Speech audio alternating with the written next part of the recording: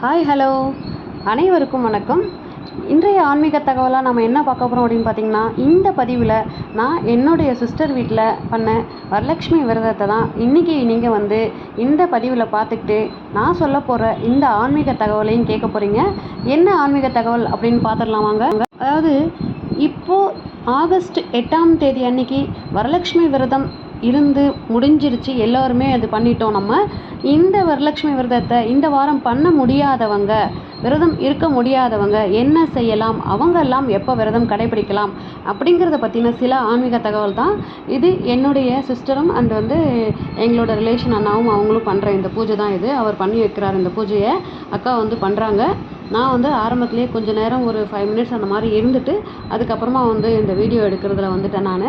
So இப்போ பார்த்தீங்க அப்படின்னா, இந்த வரலட்சுமி விரதம் அப்படிங்கிறது நம்ம திருமணமான பெண்கள் மட்டும் இல்லாமல் திருமணம் ஆகாத பெண்கள், ஆண்கள், கணவர் இல்லாத பெண்கள் அப்படின்னு யார் வேணும்னாலும் இருக்கக்கூடிய விரதம் தான் இந்த வரலட்சுமி விரதம் அப்படின்னு சொல்லப்படுற மகாலட்சுமி விரதம். மகாலட்சுமியினுடைய அருள் எல்லோருக்கும் வேணும் அப்படிங்கிறதால குடும்ப நலனுக்காக யார் வேணும்னாலும் இந்த விரதத்தை கடைபிடிக்கலாம். உபவாசமாக இருந்து வரலட்சுமி விரதம் இருக்க முடியாதவங்க எளிமையான உணவுகளை சாப்பிட்டு மகாலட்சுமிக்கு முறையான பூஜைகள் செஞ்சு மகாலட்சுமியின் மந்திரங்கள், ஸ்லோகங்கள் ஆகியவற்றை சொல்லி நம்ம வழிபடலாம். வரலட்சுமி விரதம் அன்று விரதம் இருக்க முடியாத பெண்கள் என்ன செய்யலாம்? அந்த அன்னைக்கு முடியல அவங்களால, அதாவது சூழ்நிலை சரியில்லாத காரணங்களால் பெண்களாக இருந்தால் மாதவிடாய் இந்த மாதிரிலாம் இருக்கும் இல்லையா, அந்த மாதிரி இருக்கிறவங்க வெளியூர் போயிட்டோம் அன்றைக்கி என்ன பண்ணலாம் அப்படிங்கிறத பற்றி சில ஆன்மீக தகவல் தான் நான் இன்றைக்கி உங்களோட ஷேர் பண்ணிக்க போகிறேன்.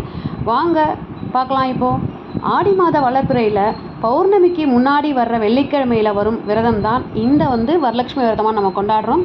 இந்த ஆண்டு ஆகஸ்ட் 8ஆம் தேதியான இன்னைக்கு வரலட்சுமி விரதம் வந்து கொண்டாடப்படுது.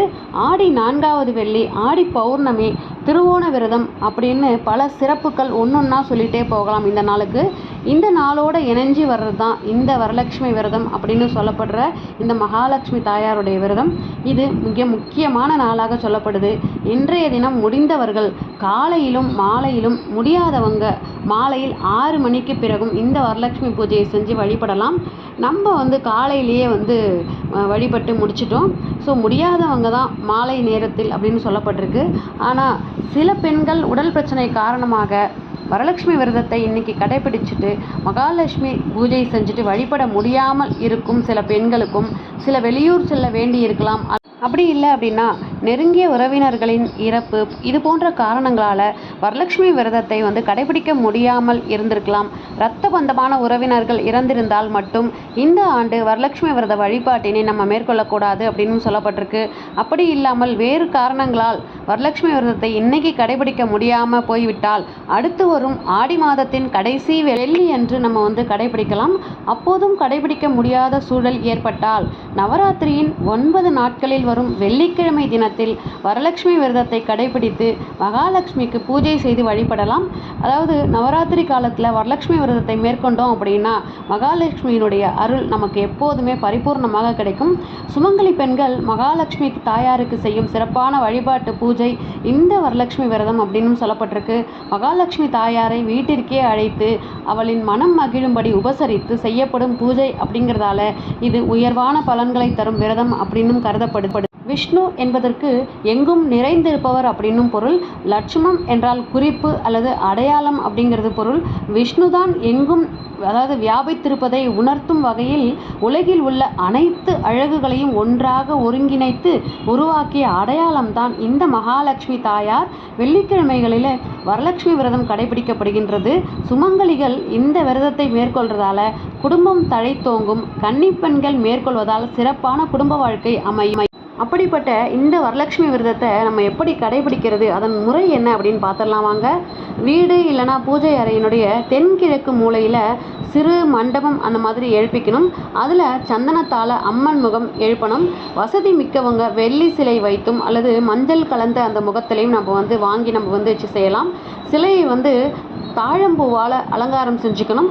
அதுக்கப்புறம் ஒரு மணப்பலகை மேலே அதை வச்சிடணும். அதுக்கப்புறம் சிலை முன்னாடி ஒரு வாழை இலை போட்டு ஒரு படி பச்சரிசி பரப்பி மாவிலை, தேங்காய், எலுமிச்சை, பொன் பழங்கள் வைத்து சிலைக்கு மஞ்சள் ஆடை அணிவித்து, அதாவது ஒரு கும்பத்தை எடுத்து அதில் புனித நீர் நிரப்பி, புனித நீர் இல்லாவிட்டால் தூய நீரை வைக்கலாம்.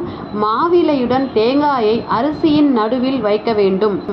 அதுக்கப்புறமா 5 வகையான ஆரத்தி தட்டு வைத்து மகாலட்சுமி தாயாரை பூஜை செய்யணும். முதலில் விநாயக பெருமானை வணங்கிவிட்டு அதற்கப்புறம் நம்மளுடைய குலதெய்வத்தையும் அதுக்கப்புறம் இஷ்ட தெய்வத்தையும் வணங்கிவிட்டு அதன் பிறகு நம்ம பூஜையை மகாலட்சுமி தாயாருக்கு நம்ம செய்ய ஆரம்பிக்கணும். இந்த வரலட்சுமி பூஜையை ஆரம்பிக்கிறதுக்கு முன்னாடி கும்ப பூஜைக்கு பின்னாடி நம்ம பிள்ளையாருக்கு பூஜை செஞ்சுட்டு அஷ்டலக்ஷ்மிகளுக்கு பிடித்தமான அருகம்புல் தூவி பூஜை செய்யணும். பூஜையின் போது மகாலட்சுமி ஸ்தோத்திரம், மகாலட்சுமி அஷ்டகம், அஷ்டலக்ஷ்மி ஸ்தோத்திரம், கனகதாரா ஸ்தோத்திரம், இந்த மாதிரி எல்லாத்தையும் நம்ம படிச்சுட்டு நம்ம அர்ச்சனை பண்ணிடணும். நீங்கள் லக்ஷ்மி அஷ்டோத்திரம் சொல்லும்போது அதாவது குங்குமத்தால் அர்ச்சனை செய்கிறது மிக சிறப்பான பலன்களை தரும், அல்லது காயின்களால் அர்ச்சனை செய்கிறது சிறப்பான பலன்களை தரும். வரலட்சுமி விரத பூஜைக்காக வீட்டிற்கு வந்திருக்கும் பெண்களுக்கு மஞ்சள் கயிறு, மஞ்சள் குங்குமம் கொடுத்து தாம்பூலம் கொடுத்துடணும். நைவேத்தியமாக கொழுக்கட்டை, பிரசாதமாக எது வேணாலும் நம்ம தரலாம். பாயசம், சர்க்கரை பொங்கல், இது மாதிரி எது வேணாலும் படைக்கலாம்.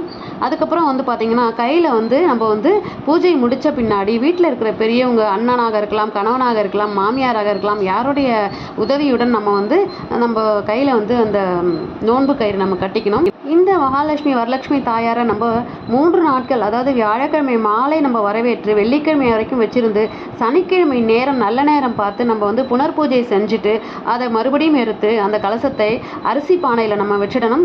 இதன் மூலம் அன்னபூரணி தாயாரின் அருள் நமக்கு கிடைக்கும் அப்படின்னும் நம்பப்படுது.